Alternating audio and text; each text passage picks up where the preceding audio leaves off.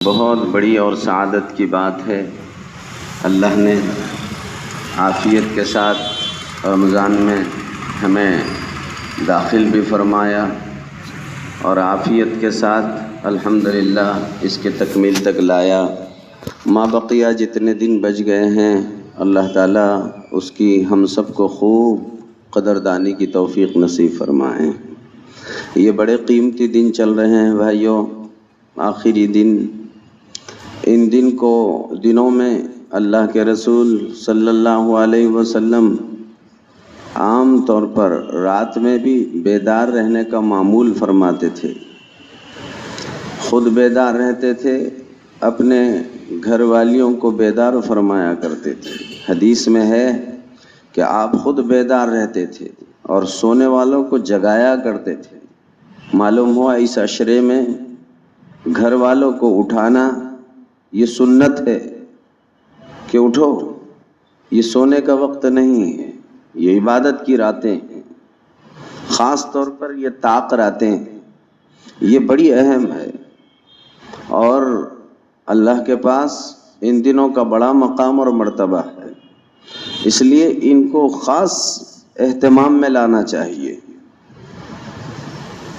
عبادتوں کے اعتبار سے، اعمال کے اعتبار سے، دعاؤں کے اعتبار سے، توجہ الی اللہ کے اعتبار سے، انابت، تضرع، سب کیفیت ہمارے اندر ان دنوں میں پیدا رہنا چاہیے۔ اور ساتھ میں ایک طرف اللہ کا شکر کہ مالک آپ کا احسان ہے، مہینہ بھر آپ نے روزے رکھنے کی سعادت نصیب فرمائی، ورنہ مجھ سے بہت اچھے صحت مند ہے، سب ہے، لیکن وہ روزہ نہیں رکھ سکے، وہ تراویح پڑھ نہیں سکے۔ اللہ آپ کا شکر ہے، آپ نے مجھے سعادت نصیب فرمائی، میں نے روزے رکھے، میں نے تراویح پڑھی، اللہ آپ کا شکر ہے۔ اور کس زبان سے آپ کا شکر ادا کریں مالک کہ آپ نے اتنے بڑے احسانات فرما دیے کہ مجھ سے اچھے ہر لائن سے لوگ ہیں، لیکن ان کو یہ سعادت اور شرف نہیں ملا جو آپ نے اپنے فضل سے مجھے عطا فرمایا ہے۔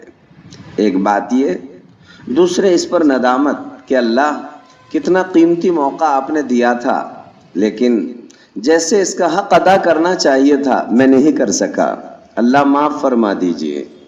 تو یہ خوف اور رجا دونوں چیزیں ہمارے درمیان، دونوں کے درمیان ہم چلنا چاہیے۔ امید بھی وابستہ ہو قبولیت کی، ڈر بھی لگ رہا ہو کہ معلوم نہیں ہم نے اللہ کا منشا بھی پورا کیا ہے یا نہیں، اور واقعی اللہ کے منشا کے مطابق ہمارا رمضان نہیں گزر سکا، اس پر ہمیں ندامت اور شرمندگی ہے، اور اس پر اللہ کا شکر ہے، ٹوٹا پھوٹا صحیح لیکن اللہ نے توفیق دی اور ہم نے اس کے فضل سے الحمدللہ اس کے حکم کی اطاعت کر لی۔ یہ اللہ کی مہربانی ہے، بہت بڑی بات ہے کہ اللہ تعالیٰ نے یہ فضل ہم سب کو نصیب فرمایا۔ اس لیے میرے بھائیوں، خاص طور پر آپ ہم سب ان باتوں کو ملحوظ رکھیں کہ یہ جو دن چل رہے ہیں بڑے قیمتی دن ہے جو اللہ نے محض اپنے فضل سے ہم سب کو عنایت فرمائے۔ ما بقیہ جتنا حصہ بچا ہے، اللہ ایک ایک لمحے کو ہم سب کے حق میں آسانی کے ساتھ اصول کرنا اللہ تعالیٰ آسان فرما دے۔ ایک ایک لمحہ اصول کرنے کی ضرورت ہے۔ افسوس ہے ہمارے بہت سارے بھائی اور بہنیں 20 دن 25 دن خوب عبادت کر لیتے ہیں، الحمدللہ نمازیں پڑھتے ہیں، تراویح پڑھتے ہیں، روزے رکھتے ہیں، زکوٰۃ دیتے ہیں، دعاؤں کا اہتمام کرتے ہیں، لیکن یہ جب طاق راتوں کی بات آتی ہے جس میں پیارے نبی نے ارشاد فرمایا تحروا لیلۃ القدر فی عشر الاواخر او کما قال صلی اللہ علیہ وسلم کہ لیلۃ القدر کو آخری عشرے میں تلاش کرو اور آخری عشرے کی طاق راتوں میں تلاش کرو۔ لیکن افسوس ہے اسے تلاش کرنے کا حکم دیا جا رہا ہے اور ہم یہ تلاش کر رہے ہیں بازار میں، مارکیٹ میں۔ ہم عورتیں زینت بنی ہوئی ہے ہمارے یہاں بازاروں کی، مرد احباب بھی بالکل انہیں پوری اجازت دے دیتے ہیں کہ وہ جس مارکیٹ میں جائے چاہے جائیں، رات نہیں سوتے ہیں۔ اتنا تو پورے مہینے میں پوری رات کہیں عبادت میں نہیں گزاری جتنی رات مارکیٹ میں گزاری جا رہی ہے۔ عورتیں اپنے حسن کا مظاہرہ کرتے ہوئے بازار اور مارکیٹ میں رہتی ہے، اور مرد احباب وہ بھی بالکل اسی طریقے سے چکر کاٹتے رہتے ہیں، حالانکہ یہ وقت بڑا قیمتی ہے۔ اس لیے میرے بھائیوں، ان وقت کو صحیح رخ پہ لانے کی ضرورت ہے۔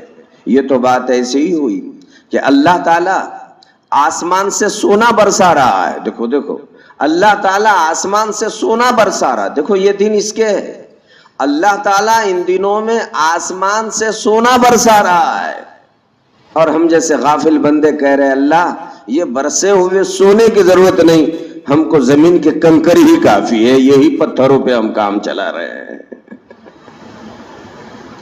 کیا بات ہے، اللہ اکبر۔ اللہ آسمان سے سونا برسا رہا ہے کہ آؤ آؤ بندو لو، سونا برس رہا ہے، لو، جس کا جتنا بڑا ظرف ہے سمیٹتے رہو۔ اور غافل بندہ کہہ رہا ہے کہ نہیں جی اللہ آپ کے سونے کی ضرورت نہیں، زمین پہ پڑے ہوئے یہی پتھروں پر ہم کام چلا لینا چاہتے ہیں، یہی پتھر ہمارے لیے کافی ہے۔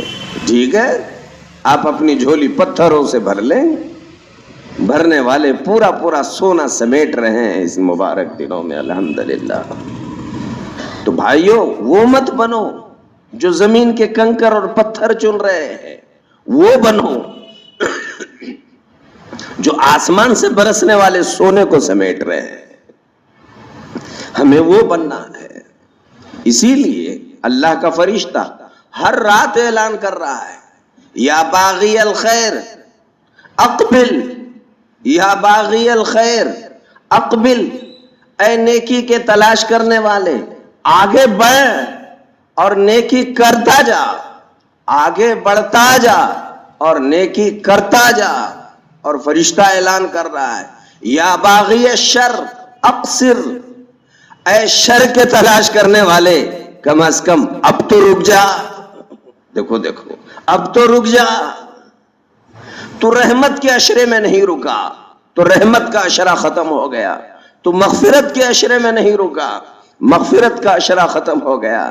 ارے اب تو یہ جہنم سے چھٹکارے کا عشرہ چل رہا ہے، یا باغی الشر اقصر، ارے کم سے کم آخری عشرے میں تو رک جا۔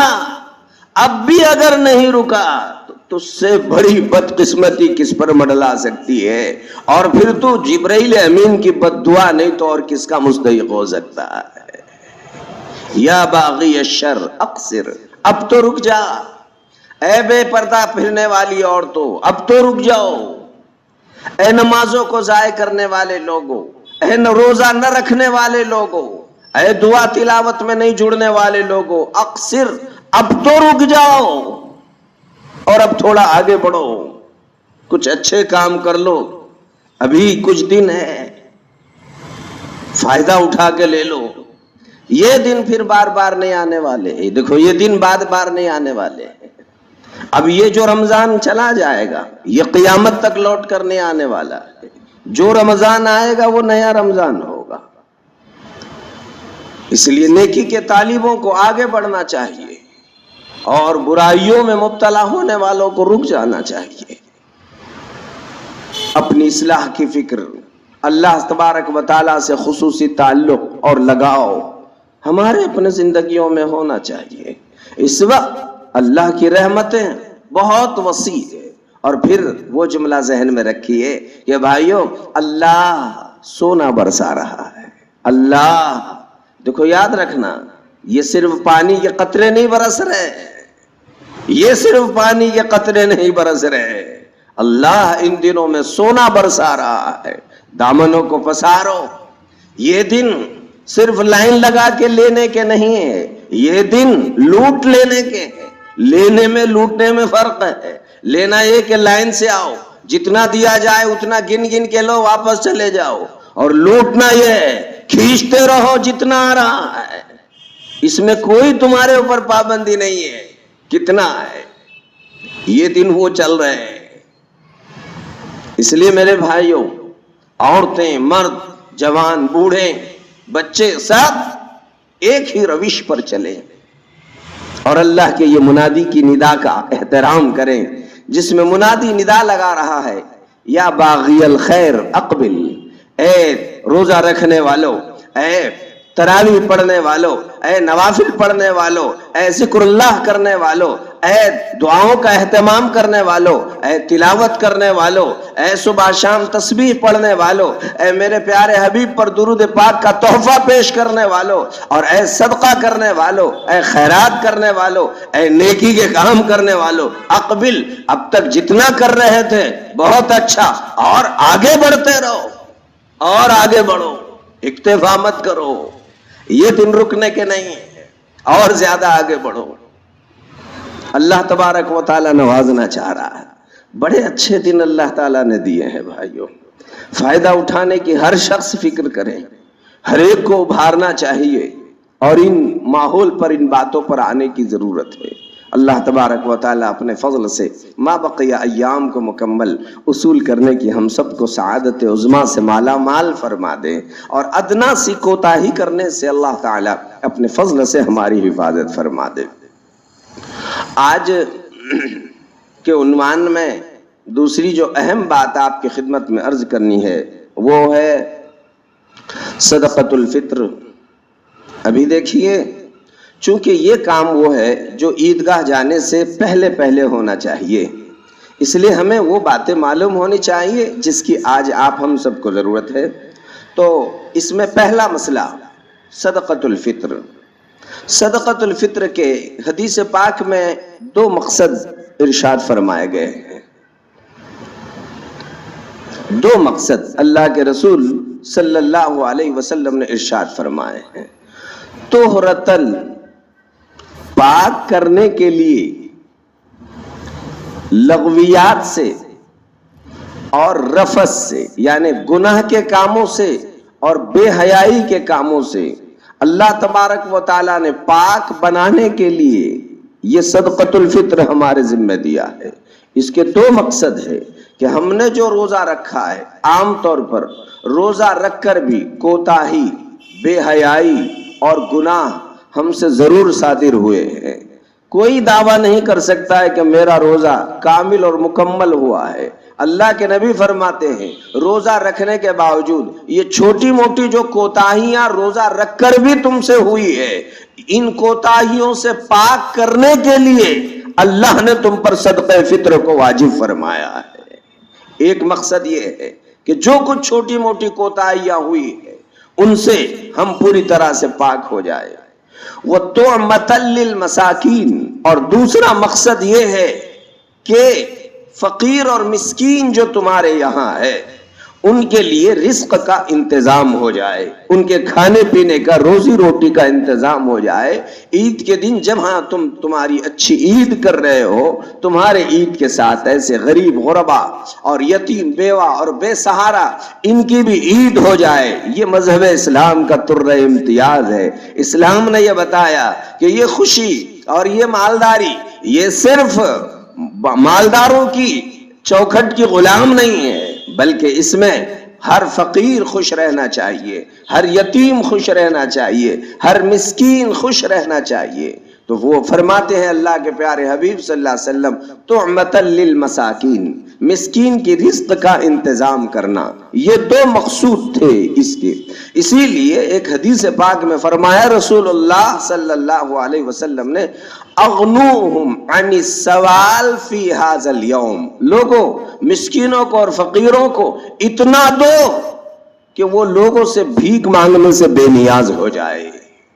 इस दिन इतना तकसीम कर दो कि लोगों को मांगने की, उन्हें खुशी के दिन भी मांगने मत लगाओ, खुशी के दिन उनको मांगने का मौका मत दो, इतना दो, घर जा जा कर दे दो। ये दो मकसद है। नंबर एक, हमारे रोजे में जो कुछ कमी कोताही आई, छोटी मोटी गलतियां करने की वजह से, कुछ गुनाह की वजह से, तो इन कमी कोताहियों को दूर करने के लिए और मिस्कीन और फकीरों के रिस्क और रोजी का इंतजाम करने के लिए अल्लाह तबारक व तआला ने सदक़तुल फित्र को आप हम सब पर मुकर्रर फरमाया है। सदक़तुल फित्र हर उस बालिग मर्द और औरत पर वाजिब है जो मालिक निसाब हो। और मालिक निसाब में बार बार ये बात बताई गई कि جو شخص 52.5 تولہ چاندی، 7.5 تولہ سونا یا مال تجارت، سونا اور نقد پیسہ ملا کر 52.5 تولہ چاندی کے بقدر مال کا جو شخص مالک ہے، یہ شخص جو ہے صاحب نصاب ہے۔ البتہ 2 باتوں کا زکوٰۃ میں اور صدقۃ الفطر میں تھوڑا سا فرق ہے۔ وہ فرق یہ ہے، یہاں مال نامی ہو یا نامی نہ ہو، بہر صورت اگر ضرورت سے زائد ہے تو اس پر صدقۃ الفطر واجب ہے۔ البتہ زکوٰۃ میں وہ مال میں نمو ہونا چاہیے، بڑھنے والا مال ہونا چاہیے، تب جا کر وہاں پر زکوٰۃ فرض ہوتی ہے۔ بہرحال ہمارے ضرورت سے زائد جتنی چیزیں ہیں سب کا حساب لگا کر دیکھیں کہ اگر ہم 52.5 تولہ چاندی کے بقدر مال کے مالک ہے تو ہمارے اوپر صدقۃ الفطر واجب ہو جاتا ہے۔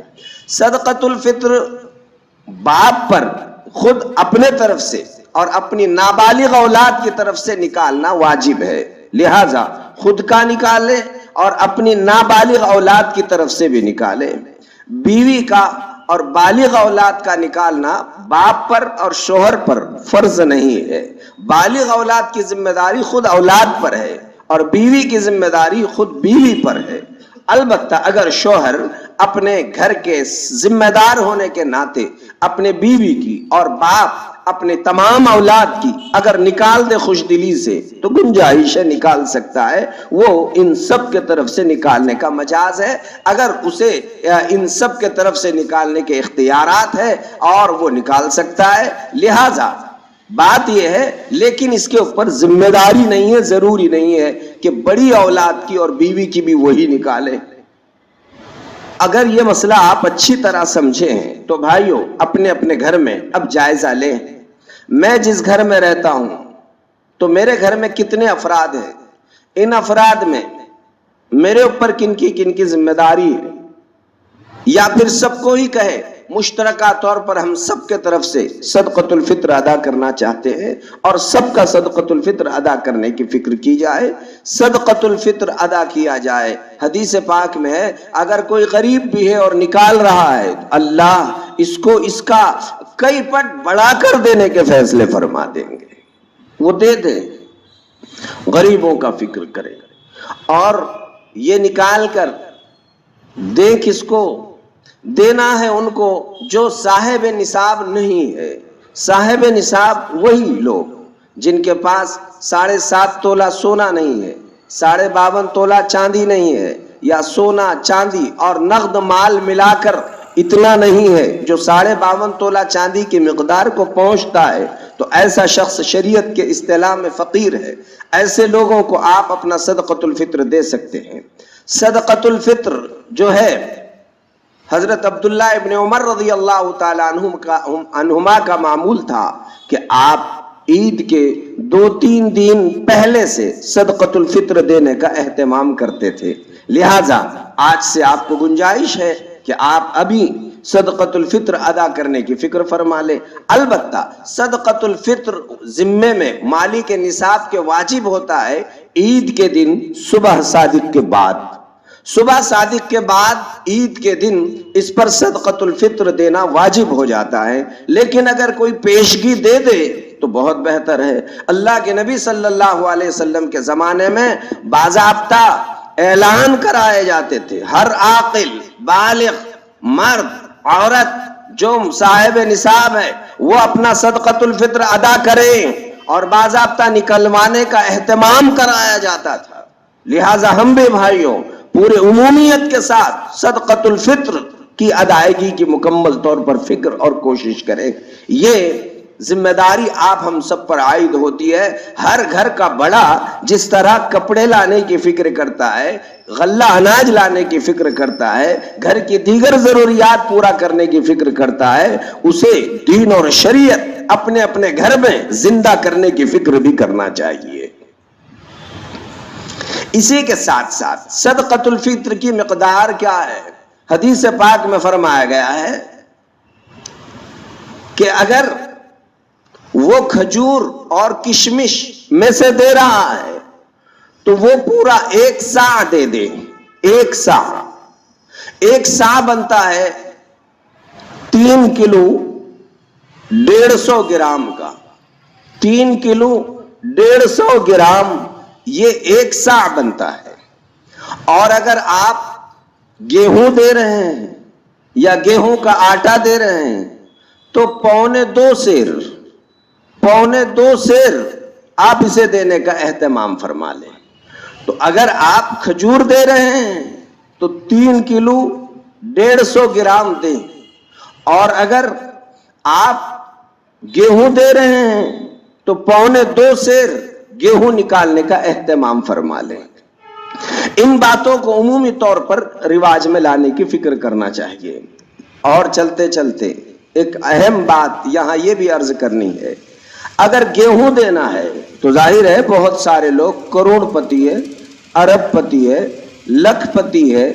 اب ایسے لوگوں کے لیے کہا جائے کہ 1.25 سیر گیہوں آپ دے دیں تو یہ چیز ان کے لیے کوئی زیادہ معنی نہیں رکھتی ہے، نہ زیادہ بوجھ بنتی ہے. اس لیے علماء نے یہ بات بھی ارشاد فرمائی ہے کہ انفع للفقراء، فقیروں کا زیادہ نفع ایسے لوگوں سے اس میں ہے کہ وہ بجائے گیہوں دینے کے وہ کھجور اور کشمش کے ذریعے سے، لکھ پتی کروڑ پتی لوگ کھجور اور کشمش کے ذریعے سے اپنا صدقۃ الفطر ادا کریں.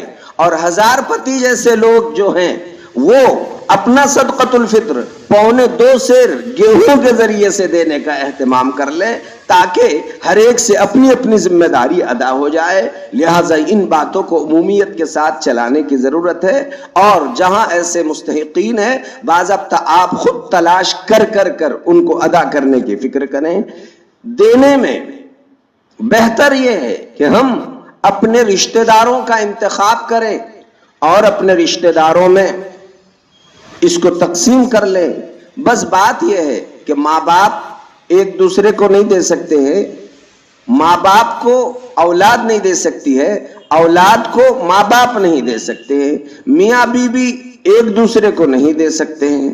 باقی ان کے علاوہ جو اطراف میں رشتہ دار ہیں، حقیقی بہن، سگے بھائی، بھاوج، بہنوائی، چچا، تایا، اور اسی طرح خلیرے، پھپھیرے، ممیرے، چچیرے، بھائی، بہنیں، ان میں جو بھی مستحق ہے ان سب کو آپ جس طرح زکوٰۃ دے سکتے ہیں صدقۃ الفطر بھی دے سکتے ہیں. لہٰذا رشتہ داروں میں ایسے لوگوں کو تلاش کر صدقۃ الفطر ادا کرنے کی فکر اور کوشش کرنا چاہیے. یہ بڑی اہمیت کی حامل بات ہے. ہم اپنی زکوٰۃ بھی نکالیں اور صدقۃ الفطر بھی نکالیں. حدیث پاک میں فرمایا گیا ہے کہ عیدگاہ جانے سے پہلے آپ اپنا صدقۃ الفطر ادا کریں. لہٰذا آج سے آپ شروع کر دیں اور عید کا دن سے پہلے یا کم از کم عیدگاہ جانے سے پہلے ہمارا صدقۃ الفطر مکمل تقسیم ہو جانا چاہیے. صدقۃ الفطر میں جہاں غلہ اور اناج دیا جاتا ہے اسی کے ساتھ ساتھ صدقۃ الفطر میں آپ اس کی رقومات بھی دے سکتے ہیں، اس کا پیسہ بھی دے سکتے ہیں. آپ درمیانی قسم کے گیہوں کا بھاؤ معلوم کر لیں کہ درمیانی قسم کا گیہوں مارکیٹ میں کیا بھاؤ چل رہا ہے. اگر مثال کے طور پر 20 روپے چل رہا ہے تو اس اعتبار سے 1.25 سیر گیہوں کے آپ قیمت مقرر کر لیں اور 1.25 سیر گیہوں کی قیمت آپ اس مناسبت سے نکال لیں. اسی لیے علماء نے بعض جگہ تو یہاں تک فرمایا کہ احتیاط اس میں ہے کہ آدمی فطرے میں اور اسی طریقے سے فدیے میں احتیاطاً پورے 2 کلو دے دے، یہ زیادہ افضل اور اچھا ہے. یہ انفع للفقراء ہے، فقیروں کا اس میں زیادہ فائدہ ہے. بہرحال آپ ان باتوں کی فکر فرما لیں اور ہم اپنا صدقۃ الفطر ادا کرنے کی مکمل فکر کر لیں. چھوٹے چھوٹے بچوں کا بھی صدقۃ الفطر ادا کرنا ہے. نابالغ بچے چاہے وہ جو عید کے دن صبح صادق سے پہلے جو بچے پیدا ہوئے ہیں ان کا بھی صدقۃ الفطر باپ کے ذمہ واجب ہے اور تمام نابالغ اولاد کا بھی صدقۃ الفطر باپ کے ذمہ واجب ہے. لہٰذا وہ اپنی ذمہ داری کو ادا کریں. رہا مسئلہ بیوی کا تو بیوی اپنے شوہر کو درخواست کر لے اور بڑے بیٹے بھی کہ بھئی ہمارا سب مشترک طور پر نکال دے.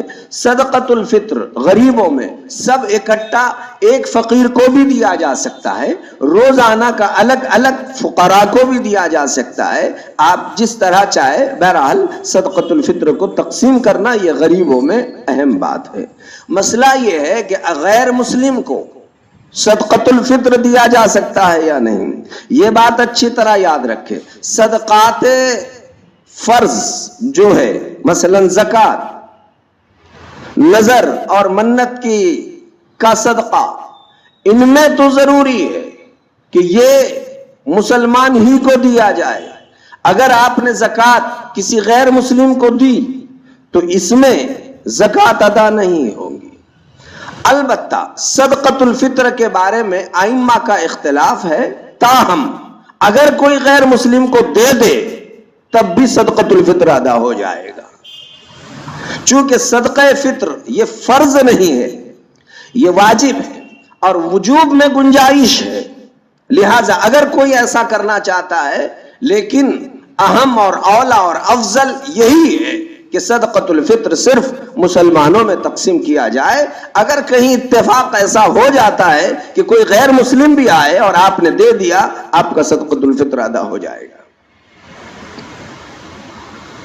دوسری ایک اہم بات، ابھی سوالات آئے کہ ایک واٹس ایپ چل رہا ہے اور اس میں یہ مسئلہ بڑے زوروں میں گشت کر رہا ہے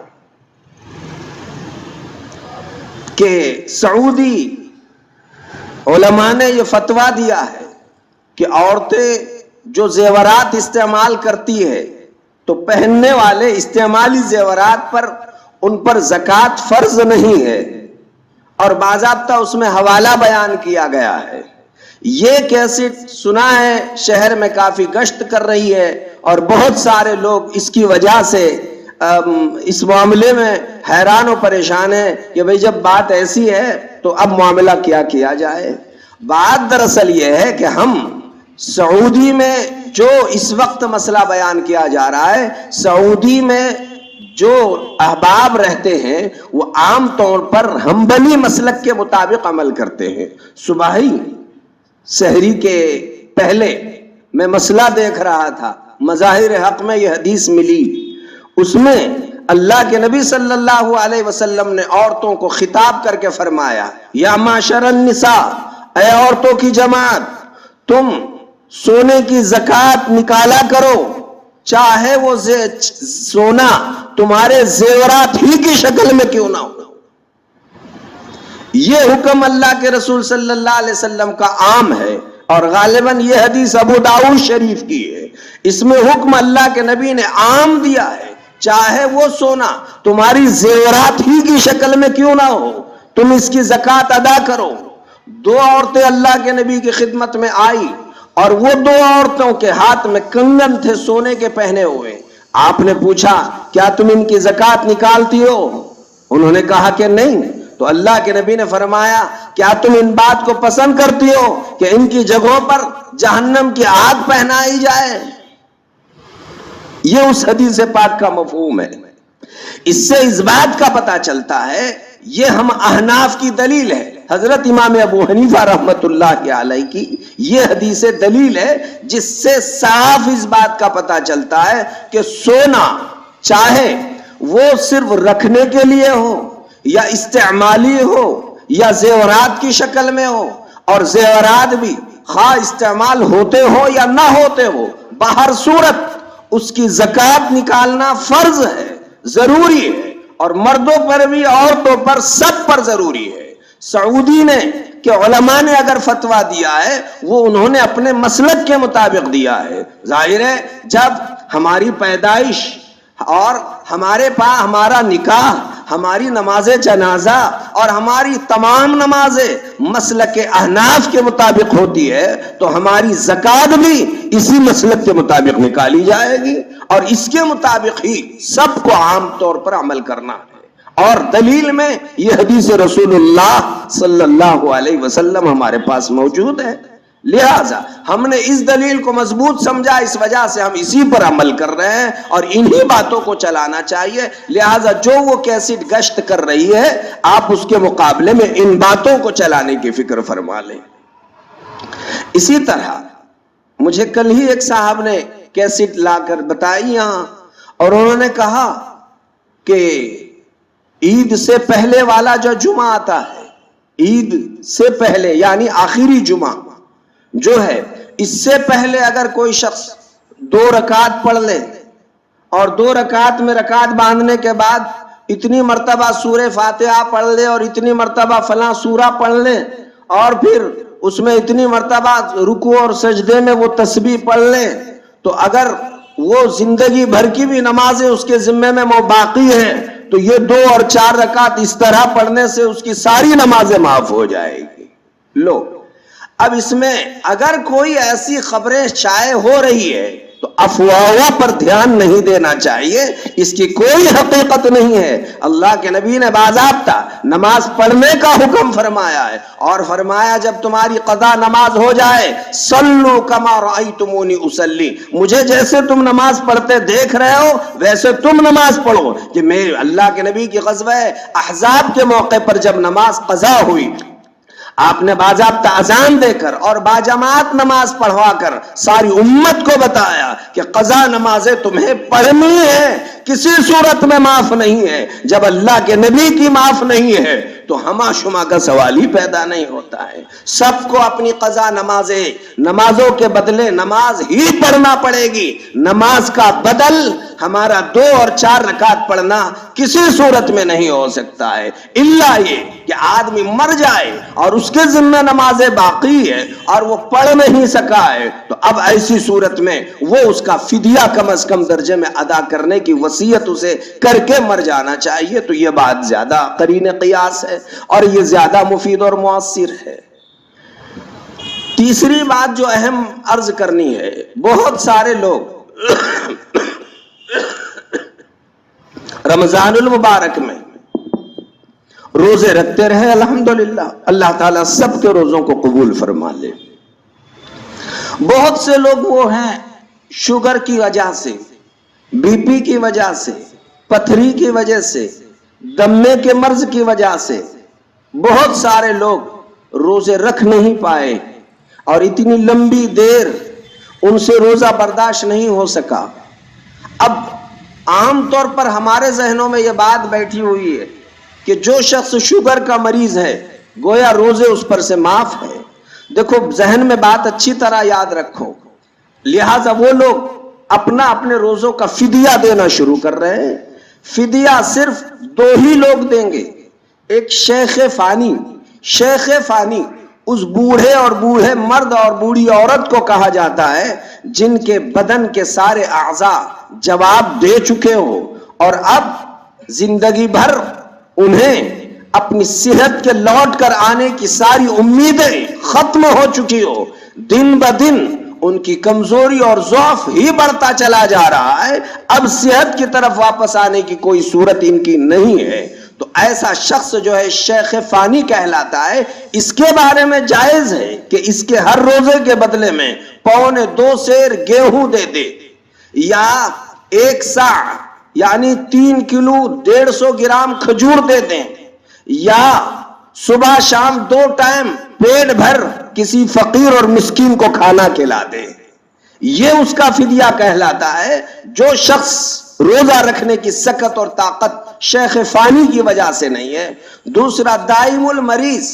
دائم المریض یعنی جسے اس کے سارے اعضاء جواب دے چکے ہو کہ اب یہ زندگی بھر روزہ رکھ ہی نہیں سکتا ہے، ہر اعتبار سے اسے جواب دیا جا چکا ہے، یہ 2 گھنٹے سے زیادہ بھوکا پیاسا نہیں رہ سکتے، 4 گھنٹے سے زیادہ نہیں رہ سکتے، ایسے شخص کو دائم المریض کہیں گے۔ تو ایسا شخص بھی اپنے طرف سے فدیہ دے سکتا ہے۔ یہ 2 لوگوں کا فدیہ ہے، باقی ان کے علاوہ چاہے وہ شوگر کا مریض ہو، بی پی کا مریض ہو، پتھری کا مریض ہو، دمے کا مریض ہو، یہ لوگ اگر یہ دھوپ کے موسم میں روزہ نہیں رکھ سکتے ہیں تو ابھی ان کو فدیہ دے کر اپنا کفارہ چکا کر جان بچانا جائز نہیں ہے، بلکہ ان پر لازم ہے کہ یہ جس موسم میں روزہ رکھ سکتے ہیں اسی موسم کا انتظار کریں اور اس موسم میں ان روزوں کی قضا کر لیں۔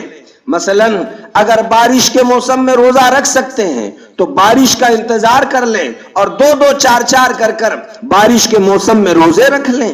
سردی کا انتظار کر لیں اور سردی کے موسم میں 2-2 4-4 روزے کر کے روزوں کی قضا کر لیں. مسلسل رکھنا ضروری نہیں، توڑ کر بھی رکھ سکتے ہیں. بہرحال جو لوگ روزہ رکھنے کی کسی بھی موسم میں زندگی میں موت سے پہلے سکت اور طاقت رکھتے ہیں، موت سے پہلے روزے کے بدلے انہیں روزہ ہی رکھنا پڑے گا. فدیہ دینے سے کام نہیں چلنے والا ہے. یہ بات اچھی طرح چلائی جائے. بتایا فدیہ کون دے. ہاں اب یہ دنوں میں نہیں رکھ سکتے ہیں تو اب انتظار کر لیں اور ان دنوں میں روزے رکھ لیں. اسی طرح سے بہت ساری وہ عورتیں جن کے روزے چھوٹ جاتے ہیں، آپ ہم سب کے ذمہ ہیں، ہم اپنی بیویوں کو، بیٹیوں کو، بہنوں کو پابند کریں، توجہ دلائیں کہ ہم تو نفل روزہ رکھ رہے ہیں. آپ ان کے ساتھ آپ کے چھوٹے ہوئے ٹوٹے ہوئے روزے رکھنے کا اہتمام کر لیں اور سال بسال اپنے روزے قضا فوراً ہو جائے. کتنی عورتیں ایسی ہیں 10 سال سے چھوٹے ہوئے روزوں کو انہوں نے ہاتھ بھی نہیں لگایا ہے اور ہم نے کبھی پوچھا بھی نہیں کہ پچھلے زندگی کی قضا بھی تم نے کی ہے یا نہیں کی ہے. اس لیے فوراً، حتیٰ کہ ابھی آنے والے شوال کے 6 روزے رکھنے چاہیے. ٹھیک ہے وہ فرض نہیں، واجب نہیں، رکھنے والے ماشاءاللہ دونوں رکھ سکتے ہیں، بہت اچھا. لیکن کیا اچھا ہو جائے کہ جو عورتیں نہیں رکھتی ہیں ان کے لیے اس سے تو بہتر یہ ہے کہ شوہر شوال کے 6 روزوں کی نیت کر لے اور عورتیں اپنے چھوٹے ہوئے ٹوٹے ہوئے روزوں کی نیت کر لے اور دونوں کے بھی روزے ہو رہے ہیں.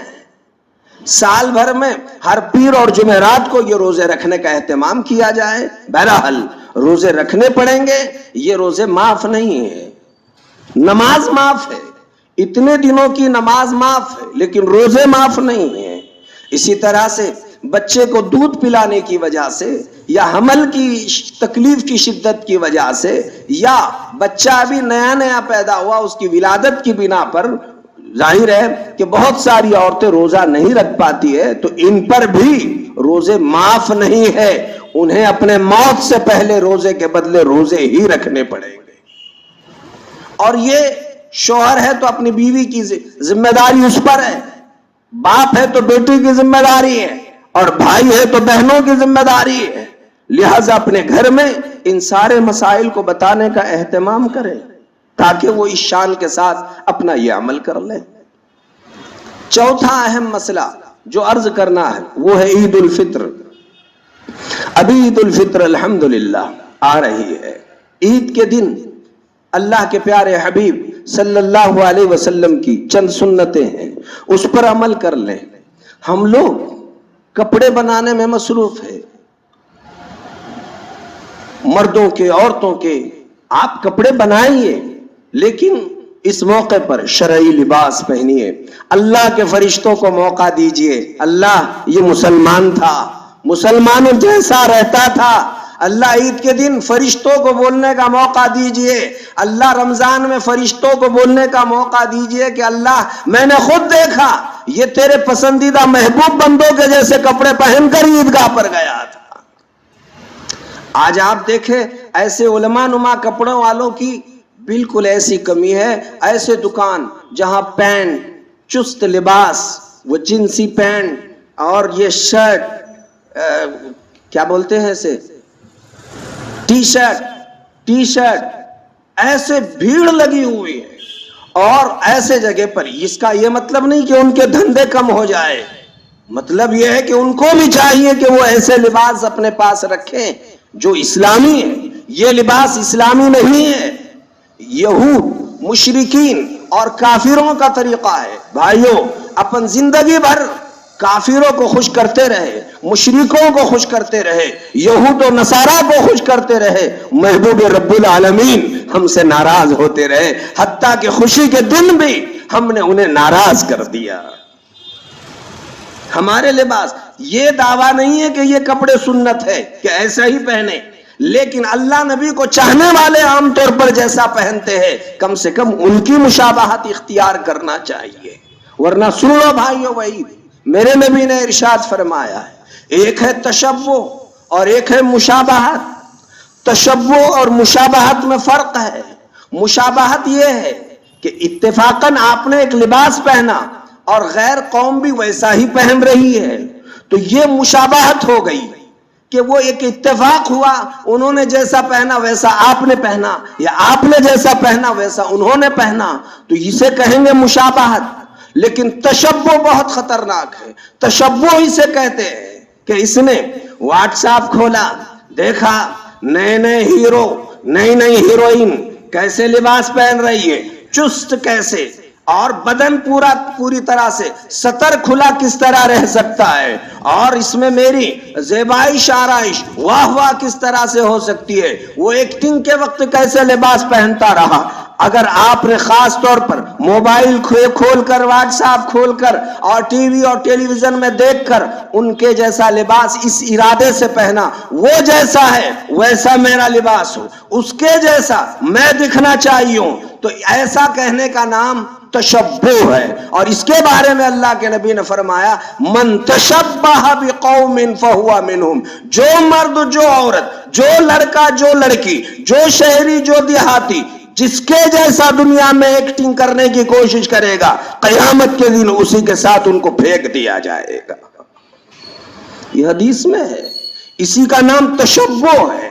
جس کے جیسی ایکٹنگ اور جس کے جیسا دکھنے کی کوشش کرے گا، قیامت کے دن انہی کے کٹہرے میں اسے کھڑا کر دیا جائے گا. پہنیے جنسی پینٹ، پہنیے ٹی شرٹ، پہنیے بدن کو کھلا رکھنے والا لباس، اور پہنائیے ہماری بیٹیوں کو اور بہنوں کو جنہیں ہم نے کبھی بھی پسند نہیں کیا ہے کہ یہ باہر نظر آئے، اور آج وہ غیروں کی مشابہت میں ان کے نقالی میں اس طرح کے لباس پہن رہی ہے. آج افسوس ہے. ہمارے پورے شہر میں آپ تلاش کر دیں، چند دکانیں، اکی دکی دکانوں کے علاوہ باقی عام طور پر، بلکہ جہاں آپ تلاش کرنا چاہیں کہ بھئی اسلامی لباس کسے کہتے ہیں، تو جلدی سے آپ کو اسلامی لباس کوئی نکال کے بتانے والا نہیں مل رہا ہے. لڑکیوں کے عام طور پر لباس جو ہے، یہ آپ دیکھیں کہ یہاں سے کندھے کے پاس سے اس کی آستین ہی ذبح کر ڈال دی گئی ہے، اور مردار کپڑے میرے آپ کی بیٹیوں اور بہنوں اور بیویوں کو ہم پہنا رہے ہیں. مرے ہوئے مردے کپڑے پہنا رہے ہیں جنہیں کاٹ دیا گیا ہے. ظاہر ہے یہ اسلام کے بہت زیادہ خلاف ہے کہ ایسے لباس پہنائے جائے. آستین بنا بھی دی گئی ہے تو ایسی آستین کے بس وہ جھالر ہے، وہ تو نہ ہوتی تب بھی اتنا خوشنما نہیں دکھتا جتنا اس جھالر کی وجہ سے اس کا ہاتھ اور بدن خوشنما نظر آ رہا ہے. ہم صاف طور پر معاشرے کے منہ میں منہ توڑ یہ مار دیں اور انہیں بتا دیں یہ اسلامی شریعت کے خلاف ہے، اور ایسے لباس نہیں پہنے جائیں گے، شریعت اور سنت کے خلاف ہے. اگر بیٹیوں کو لائیں تو انہیں پابند کر دیں، وہ باضابطہ یہاں آستین بنا لیں، اور پھر برقع بھی ایسے سادے سیدھے برقع استعمال کر لے. یہ پہننا نہ پہننا دونوں برابر ہے، یہ غلط بات ہے. اس لیے میں نے جو حدیث سنائی آپ کو وہ ذہن میں رکھیے، من تشبہ بقوم فہو منہم. جس کی ایکٹنگ مارے گا، قیامت کے دن اسی کے ساتھ اسے پھینک دیا جائے گا. اب پتہ چلیں گے کس کے ساتھ رہنا ہے. لباس میں یہ بات. دوسری بات، عید کی تیاری میں ہماری تیاری ایسی ہوتی ہے، لوگ کہاں کہاں کی تیاری کر رہے ہیں. یہ بال بنانے جا رہے ہیں، انگریزی بال. انگریزی بالوں کی ایک ہوا چلی ہوئی ہے. اور پہلے تو مہندی اوندی لگاتے تھے وہ بوڑھے یا جن کے بال سفید ہو گئے. اب تو نوجوان کالے بال سے ماں کے پیٹ سے پیدا ہوئے، تب بھی پہلے گاڑیوں کو جن سے کلر دیا جاتا تھا، سنا کہ ایسے کلر اب ان کے بالوں کو حجاموں کے پاس دیے جا رہے ہیں، اور وہاں نمبر لائن لگا کے یہ اپنے بالوں کو وہ لال پیلے کرنے میں مصروف ہے. یہ تو بالکل تغییر خلق اللہ ہے. اللہ نے جس صفت پر پیدا کیا ہے، یہ وہاں جا کر خامخواہ میں اپنے اندر تبدیلیاں پیدا کر رہے ہیں. صرف لال مہندی لگانے کی گنجائش اور اجازت ہے، وہ بھی ایسے جن کے بال سفید نظر آ رہے ہیں. اور ٹھیک ہے یہ لوگ استعمال کریں، بلکہ کرنا چاہیے، اس میں کوئی حرج نہیں ہے. لیکن یہ جو نوجوانوں میں مہم چل رہی ہے غلط بات ہے. دوسری بات، بالوں کی کٹائی یہ کانوں کے پاس کن پٹی کے پاس چھوٹے چھوٹے بال اور بیچ میں خوب بڑے بڑے بال رکھ کر گویا یہ اللہ کے فرشتوں کو موقع دے رہے ہیں کہ ارے ہمارے بال مٹھی میں پکڑ کر جیسا چاہے آپ جہنم میں پھینک سکتے ہیں ہم کو، اس لیے اوپر کے بال تمہارے لیے چھوڑ کے رکھے اور باقی کے بال کاٹ دیے۔ بالکل قطعی بال ایسے کاٹنا اسلام میں حرام ہے، جائز نہیں ہے۔ جو نوجوان ایسا کر چکے ہیں وہ دوبارہ اپنے بالوں کی اصلاح بھی کر لے اور اللہ کے دربار میں توبہ بھی کر لے۔ ایسے بال کاٹنا اسلام میں جائز نہیں ہے۔ اس بات کو خوب جم کے چلانے کی فکر کیجئے۔ ہمارے نوجوانوں میں نئی نسلوں کی فکر ہے بھائیوں کہ آج یہ اس طرح کا ماحول قائم ہوتا چلا جا رہا ہے۔ اسی کے ساتھ ساتھ عیدگاہ جانے سے پہلے غسل کرنا چاہیے۔ کپڑوں میں نئے کپڑے پہننا ضروری نہیں ہے، آپ صاف شفاف کپڑے پہن لے بس کافی ہے۔ نئے کپڑے بناتے ہیں بہت اچھی چیز ہے، بنانا چاہیے۔ اللہ کے نبی صلی اللہ علیہ وسلم سے دونوں طرح کی بات ثابت ہے، صاف شفاف کپڑے پہنے۔ ہمارے یہاں ایک رواج ہے، بہت سارے گھرانوں میں کچھ حادثات ہوتے ہیں، مثلا کسی کے یہاں دادا دادی کا انتقال ہوا، ماں باپ کا انتقال ہوا، اس سال کسی کا انتقال ہو گیا، پورا گھر سوگوار رہتا ہے، غم میں رہتا ہے، اور وہ لوگ نہ عید مناتے ہیں نہ نئے کپڑے پہنتے ہیں۔ اللہ کے نبی صلی اللہ علیہ وسلم نے ارشاد فرمایا ہے، بخاری شریف کی روایت ہے، لا يحل لامرئ مسلم ان تحد على میت فوق ثلاث، یہ بخاری شریف کی روایت ہے کہ جو شخص اللہ اور اس کے رسول پر ایمان رکھتا ہے، ایسے مرد اور عورت میں سے کسی کے لیے حلال نہیں ہے کہ 3 دن سے زیادہ غم منائے۔ اب ان کے انتقال کو 4 5 مہینے ہو گئے ہیں اور اب تک ہم اپنے گھر میں عید بھی نہیں منا رہے، نئے کپڑے نہیں پہن رہے ہیں، ایسے لوگ گناہگار ہیں۔ اگر یہ غم کی بنا پر کر رہے ہیں تو یہ گناہ ہے، سوگ منانا جائز نہیں ہے۔ ہاں مگر عورت جو عدت کی حالت میں ہے اور ابھی 4 مہینے 10 دن اس کے نہیں ہوئے ہیں تو اس کو نئے کپڑے نہیں پہنانا چاہیے، وہ عورت اپنے سادے ہی کپڑے میں رہے گی، باقی عید کے دن کی ساری چیزیں کھا پی سکتے ہیں، بنا سکتے ہیں، کھلا پلا سکتے ہیں۔ لہٰذا یہ غم منانے والی یہ جو ایک رسم چل رہی ہے اسے توڑ دینا چاہیے، یہ غلط طریقہ ہے۔ آپ اچھے کپڑے پہنیے، مرحوم کے لیے ایصال ثواب کیجئے، ان کے لیے دعائیں مغفرت کرتے رہیے۔ اگر آپ زیارت کرنا چاہتے ہیں ان کے قبر کی زیارت کیجئے، جائیے، کوئی حرج کی بات نہیں ہے، لیکن اس کا سوگ اور غم کب تک بھی مناتے بیٹھے اس کی اجازت اسلام میں نہیں ہے۔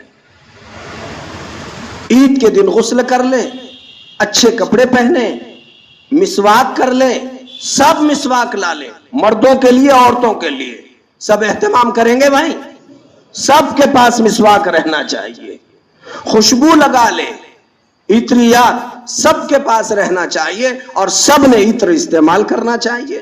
تو مسواک ہو، خوشبو اور عطر ہو، یہ ہم لگائے، اور اپنے گھر سے نکلنے سے پہلے کوئی میٹھی چیز کھا کر نکلے، 3 کھجور 5 کھجور، شیر خورما پی کے جائیے، گلگلے کھا کر جائیے، کوئی حرج کی بات نہیں ہے، یہ کھاتے ہوئے چلے جائیے آپ۔ اور پھر جب چلنے لگے عیدگاہ جائیے، عید کی نماز عیدگاہ میں پڑھنا سنت مؤکدہ ہے۔ رات ہی میں رمضان کیسے گزارے، حضرت مولانا ندیم الواجدی کی کتاب ہے، اس میں دیکھ رہا تھا، انہوں نے لکھا کہ سال بہ سال ہر سال جو شخص بغیر کسی عذر کے مسجدوں ہی میں نماز پڑھنے کا اہتمام بغیر عذر کے کر رہا ہے، ایسے لوگ گناہگار ہیں۔ حضرت نے کتاب میں ایسا لکھا ہے۔ عید کی نماز عیدگاہ میں پڑھنا سنت مؤکدہ ہے۔ میرے آقا نے مدینہ منورہ میں مسجد نبوی میں ایک نماز پڑھنے کا ثواب ایک روایت کے مطابق 1000 اور ایک روایت کے مطابق 50,000 نمازوں کے برابر ہے۔ پھر بھی پیارے نبی باہر مسجد نبوی کے باہر جا کر ہی عید کی نماز ادا فرمایا کرتے تھے۔ صرف ایک مرتبہ بارش کی وجہ سے مسجد میں نماز ادا کی گئی، باقی عیدگاہ پہ نماز پڑھی جاتی تھی۔ ہمارے یہاں دونوں طرف عیدگاہ ہے اور دونوں طرف مسجدوں اہتمام ہوتا ہے. آپ وقت معلوم کریں اور عیدگاہوں پر پہنچنے کا اہتمام کریں. عیدگاہ پر جا کر سب عیدگاہ پر جائیں گے انشاءاللہ. اور جن مسجدوں میں ہو رہی ہے یہ مسجدوں میں شروع کرنے والوں کو شرمندہ ہونا چاہیے کہ ہمارے یہاں 5-25 لوگوں نے بھی نماز نہیں پڑھی ہے. یہ اور بات ہے کہ ہم وہاں پڑھ کر ان کو بھی خوش کر رہے ہیں. یہ غلط طریقہ ہو رہا ہے. مسجد عید کی نماز عیدگاہ میں جا کر نماز پڑھنا چاہیے. جاتے وقت پیدل جانے کی کوشش کرنا چاہیے, سواریوں پر نہیں, پیدل جانا چاہیے. لیکن چونکہ آج کل کے عیدگاہ بھی بہت لمبے ہیں تو ٹھیک ہے, کچھ دیر تک آپ سواری پر جائیں اور پھر کچھ دیر آپ پیدل چلنے کی فکر کریں. چلتے وقت عیدگاہ جاتے وقت تکبیر تشریق, اللہ اکبر لا الہ الا اللہ واللہ اکبر وللہ الحمد, یہ تکبیر گنگناتے ہوئے جانا چاہیے. آہستہ آہستہ تکبیر پڑھتے ہوئے آپ عیدگاہ جائیں اور عیدگاہ جانے کے بعد وہاں پر جو ہے آپ عیدگاہ تک تکبیر پڑھتے جائیں. عیدگاہ میں جانے کے بعد آپ وہاں پر بس بیٹھ جائیں, خطبہ وغیرہ سن لیں. عید کے دن عید کی نماز سے پہلے اشراق, چاشت, نفل, کسی عنوان کی کوئی نفل نماز پڑھنا جائز نہیں ہے. نہ مردوں کو نہ عورتوں کو, نہ گھروں میں پڑھی جائے, نہ مسجد میں پڑھی جائے, نہ عیدگاہ میں پڑھی جائے. فجر کی نماز اور فجر کی نماز کے بعد اب ڈائریکٹ عید کی نماز. عورتوں کے لیے بھی یہی سب احکامات ہے جو مردوں کے لیے ہے. عورتوں پر جمعہ اور عید کی نماز واجب نہیں ہے. جمعہ کے دن بھی عورتوں پر ظہر ہی کی نماز ہے. البتہ عید کے دن انہیں بھی زیبائش آرائش شریعت اور سنت کے مطابق کرنا عورتوں پر بھی سنت ہے. انہوں نے بھی یہ سب کرنا چاہیے شریعت کے حدود میں رہ کر, وہ بھی یہ سارے کام کرے گی. البتہ عورت عید کی نماز پڑھنے کے لیے عیدگاہ نہیں جائے گی چونکہ یہ فتنوں کا دور ہے. امن یہاں پر نہیں ہے اور نہ ہی ہمارے یہاں ایسے انتظامات ہے. حرمین شریفین میں انتظامات ہے, وہاں عورتیں پڑھتی ہے تو جہاں انتظامات ہے وہاں پڑھ رہی ہے. ہمارے یہاں نہ چونکہ انتظام ہو سکتے ہیں اور نہ ہی یہاں پر ایسا امن کی توقع کی جا سکتی ہے, اس وجہ سے ہمارے یہاں عیدگاہ پر عورتیں نہیں جائیں گی اور نہ ہی عورت کے لیے عید کی نماز ہے. البتہ اس دن اگر وہ نماز پڑھنا ہی چاہتی ہے تو اسے جب پتا چلے کہ عید کی نماز عیدگاہ میں ہو چکی ہے, اس کے بعد وہ 2 رکعت صلاۃ الشکر پڑھ سکتی ہے اپنے گھر میں کہ اللہ آج کا مبارک آپ نے دن عطا فرمایا, لہٰذا اپنے طور پر 2 رکعت صلاۃ الشکر عورت اپنے گھر میں ادا کر سکتی ہے. لیکن مردوں کی عید کے نماز کے بعد, اس سے پہلے نہیں, نہ اشراق نہ چاشت نہ کوئی نفل نماز عورت کے لیے, مردوں کے لیے بھی نہیں عورتوں کے لیے بھی نہیں ہے. البتہ عید کی نماز جب آپ پڑھ لیں تو آپ بعد میں آ کر مسجد میں گھر میں آپ پھر پڑھتے رہیے آپ کو جو نوافل پڑھنی ہے. ایک راستے سے عیدگاہ جائے اور دوسرے راستے سے آئے, ایک ہی راستے سے نہیں جانا اور آنا چاہیے بلکہ راستہ بدل کر آنا چاہیے. اس کی بہت ساری حکمتیں مصلحتیں اپنی جگہ پر مذکور ہے. بہرحال سنت کے مطابق عید کا دن بھی ہم سب کے سب گزارنے کی فکر کریں گے انشاءاللہ, اور اس دن ایسا سما بنائیں گے کہ ہر ایک کے چہرے سے, سیرت سے, صورت سے صرف بھائیوں سرما عطر پھولیر نہیں بلکہ سنت رسول اللہ کا نور ٹپک رہا ہو. ہم اس کی فکر کریں گے انشاءاللہ. اور یہودیت اور نصرانیت اور مشرکیت اس کا مکمل طور پر تردید کر کر ہم یہ بتائیں گے کہ اگر اللہ 1000 سال زندگی عطا فرما دے تب بھی ہم شرک اور کفر کے ماحول میں توحید اور رسول اللہ صلی اللہ علیہ وسلم کی سنتوں کے علم کو بلند کر کے اور زندہ کر کے بتائیں گے انشاءاللہ. اور یہ ساری زمین جو کفر اور شرک سے بہت سارے حصے بھرے ہیں, ہمارے تکبیر تشریق اور لا الہ الا اللہ اور کثرت سے تیسرا اور چوتھا کلمہ پڑھنے کی برکت سے انشاءاللہ یہ ساری زمین یہ اسلامی نور سے بھر جائے گی انشاءاللہ. آپ اس درد کے ساتھ پڑھیں. میرے آقا نے اسی لئے فرمایا زینوا اعیادکم بقول لا الہ الا اللہ. لوگوں جیسے تم نے تمہارے گھر کو کلر دے کر بارونق بنایا، تمہارے بدن کو نئے کپڑوں سے بارونق بنایا، اور تمہارے برتنوں کو نئی نئی غذاؤں سے بارونق بنایا، تم ہمارے عیدوں کو اللہ کے ذکر سے بارونق بنانے کی فکر کرو. ذکر اللہ کریں گے بھائی. ویسے بھی رمضان المبارک میں کثرت سے اور ان دنوں میں کثرت سے لا الہ الا اللہ، لا الہ الا اللہ، لا الہ الا اللہ کی کثرت ہونا چاہیے. استغفر اللہ کی کثرت ہونی چاہیے. دعاؤں کا اہتمام ہونا چاہیے. فکر کرو بھائیو، بہت اچھا موقع اللہ نے دیا. اور جیسے میں نے بات عرض کیا، ان دنوں میں اللہ آسمان سے سونا برسا رہا ہے اور غافل لوگ کہہ رہے نہیں، زمین کے پتھر ہی چننا ہمارے لیے کافی ہے. وہ اس کی نادانی ہے، اس کی جھولی بڑی تنگ ہے جس میں پتھر بھر کے لے جا رہا ہے. ارے جھولی بڑی بنا دے جس میں اللہ کی رحمتوں کا نور بھرا جا رہا ہو. اللہ تعالیٰ یہ سعادت عظمیٰ سے ہم سب کو خوب مالا مال فرما دے. چونکہ شب قدر سنیچر کے دن یعنی کل شام کو ہوگی، اور انشاءاللہ پھر بہت ساری وہ چیزیں جو شب قدر کیسی ہونی چاہیے اور اس سے متعلقات انشاءاللہ وہ شب قدر ہی کی رات میں بیان کیا جائے گا. آپ شب قدر ہے بولے تو یہ تو تمام طاقراتوں کو عبادت کا میدان بنانا چاہیے، لیکن اس میں ایک یہ بھی رات میں عام طور پر لوگ جمع ہو جاتے ہیں تو ان کو سمجھانے کے لیے کچھ وعظ و نصیحت کی جاتی ہے. باقی تو ہمیں پورے ہر دن شب قدر جیسے گزارنے کی فکر کرنی ہے انشاءاللہ. اللہ سب کو عمل کی توفیق عطا فرمائے. وآخر دعوانا ان الحمدللہ رب العالمین.